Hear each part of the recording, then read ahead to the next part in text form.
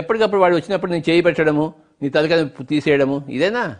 ఒకసారి ధ్యానం నేర్పించామనుకోండి, వాడు మళ్ళీ మన దగ్గర రాడు.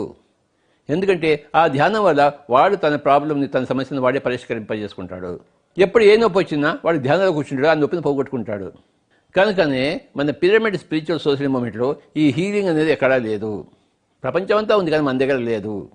నేను నీకు శక్తి ఇచ్చేసి నీ తలకాయ పెంచిన ఒక క్షణంలో తీసేయగలను. కానీ నువ్వే అది ట్రై చేస్తే నీ ధ్యానం ద్వారా ఒక వారం రోజులు పట్టచ్చు, కానీ శాశ్వతంగా నీ సమస్య పరిష్కారం అవుతుంది. ఒక శాశ్వత ఉపకరణం నీ చేతికి వస్తుంది. ధ్యానం అనేది ఉపకరణం, దాన్ని సాధిస్తావు నువ్వు.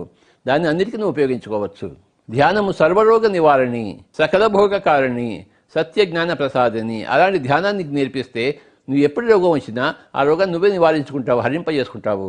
నీకు కావాల్సిన భోగాలని నువ్వే కల్పింపజేసుకుంటావు. నేనికేం భోగాలు ఇవ్వక్కర్లేదు. నీ సత్యాన్ని, నీ జ్ఞానాన్ని నువ్వే పొందుతావు. నేనికేమి సత్యము జ్ఞానం ఇవ్వక్కర్లేదు.